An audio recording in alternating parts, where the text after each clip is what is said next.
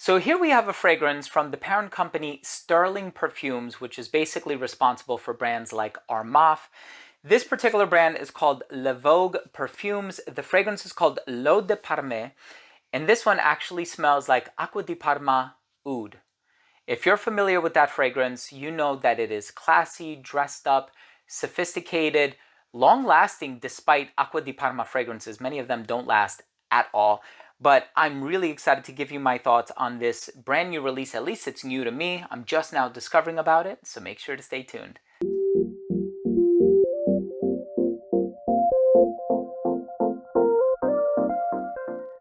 Now, before I begin today's episode and I give you my thoughts on this fragrance, which smells very similar to Oud by Acqua di Parma, I'll tell you all about the smell, how close I think it is to Oud, the longevity, all of that good stuff. But before I begin the video, I do want to mention that if you're a fan of fragrance-related content, hit the subscribe button, hit the bell, and also please give this video a thumbs up for the YouTube algorithm.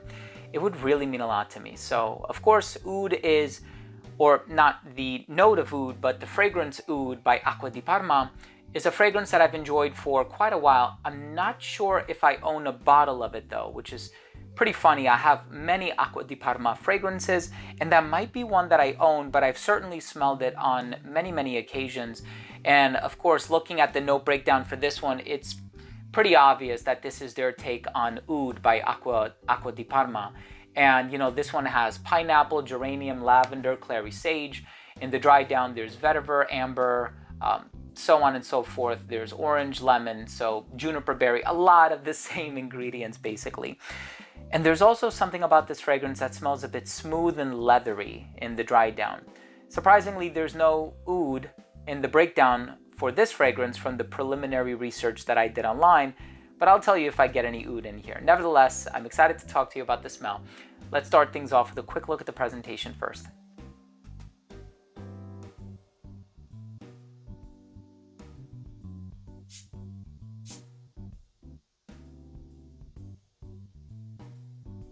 So right in the opening of this fragrance, you are going to get this freshness. And you know, there's lemon, there's orange.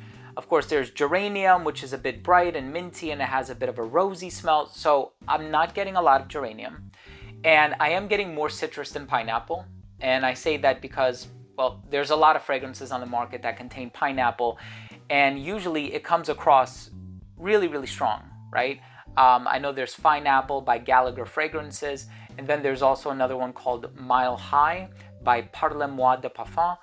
So this one doesn't have that much pineapple, at least not to my nose, right? It doesn't open up with that sweet, sticky, fruity aroma, but it is citrusy. So really appreciate the citrus in here.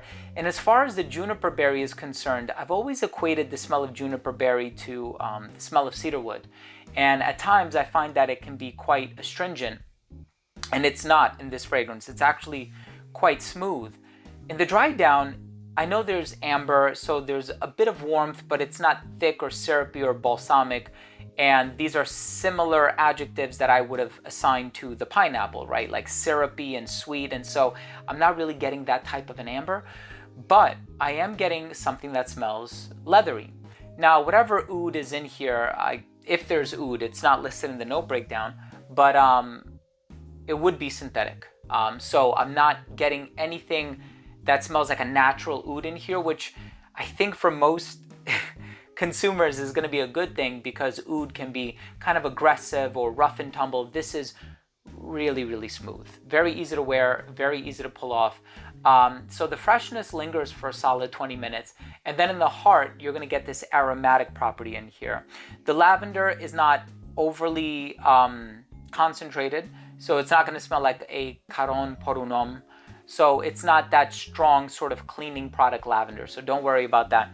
It's mostly clary sage and some of these other ingredients. So it does make the fragrance smell just very well groomed, very professional. You know, you're ready for the office. And it does have a certain compliment factor to it, because it's not going to be your everyday typical designer freshie. So it doesn't smell like dryer sheets, and it's also not a tonka bean overdose. So I think, you know, as long as we can evade or avert those two things, we're pretty good. Even though I still enjoy my Versace Eros from time to time, and my Versace Pour Homme, which would be the dryer sheets fragrance that I alluded to earlier, but this one is awesome. I think for a fragrance that gets compared to Oud by Acqua di Parma, or at least I'm comparing it to Oud, I think they did a really, really good job. So I don't think it's a clone. I think it's a twist. So I think they put their own variation on Oud by Acqua di Parma, which I think in my experience can be a bit more woody. This is a bit smoother. So it has more of like that leathery backdrop. That's the best way that I can describe it. It is classy, it's elegant, it's great dressed up, suit and tie.